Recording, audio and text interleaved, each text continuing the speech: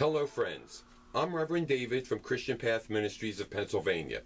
Basically, we're not a structured religion or, quote, denomination.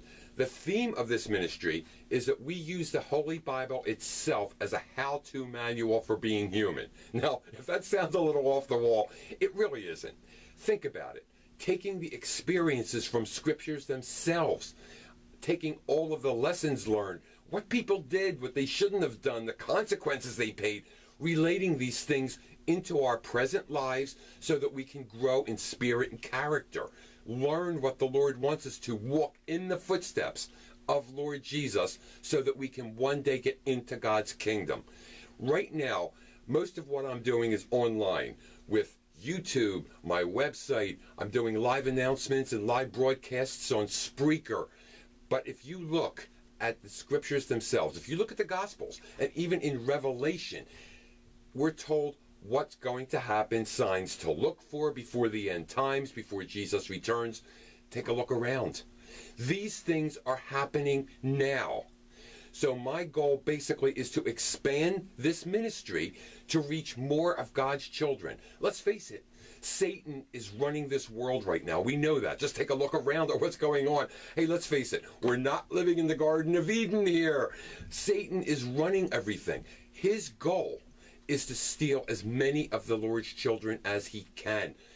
My goal as a minister, and the Lord called me to do this, is to reach out, to preach the gospel, to bring back the lost flock, to bring back the children of the Lord to the Lord and out of Satan's clutches.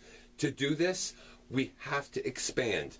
Now you'll notice when you look at any of my messages, now I have MP3s, audios, videos, they all run about 30 minutes in length. They're online, like I said, but if you listen to any of them or watch any of them, you'll notice that at times I put personal experiences in when it's relevant or pertinent to do so, and it has to do with the topic we're talking about. I do that to show that I'm human too. I have made my share of mistakes. Believe me, plenty of them, and then how it came back to bite me. Things that I shouldn't have done, that the Bible told me I shouldn't have done, but I did anyway. One good example is a message called Deception that I did. In that message, I explained where I was dating 3 girls at the same time, of course not telling any about the others, because I was Mr. Don Juan. I thought I was God's gift to women. I had the game all sewn up. I was deceiving all 3 of them. I thought I had it all straightened out. I had everything under control. But then I also explained what happened when the 3 of them finally caught me and how the deception came back to bite me. Here's a sample of that right now.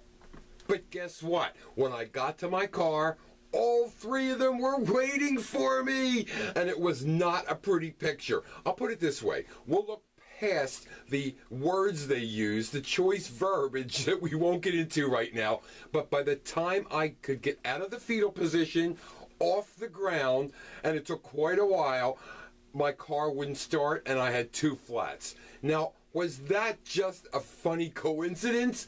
I don't think so. So think about it. What did I gain? Really, I thought I was so slick deceiving these 3 girls. In the long run, what did I gain? I felt this big. I wound up in that kind of position. I didn't achieve a thing. So you see where deceit got me? The Lord says so many times in his scriptures about deceit, about lying. I didn't listen to any of it, and that's where I wound up. And that's just one example of what happened when I chose to deceive. So according to the scriptures, we know that Lord Jesus would never deceive. He never has. He never will. And us, as Christians, as his children, following in the Lord Jesus' footsteps, we should not deceive either. You know, this place really brings back memories. When my brother and I were kids, we used to come here for hours, just lifting rocks and picking up crayfish. But you know what? We stopped back here a few years ago, just for old time's sake, and when we were kids, we would lift the rocks and we would actually grab the crayfish. We had no fear, but you know what happened when the last time we were here? We said, they have pinchers. What if they pinch us? What does that tell you? When you're a kid, you have no fears. You're not afraid of anything.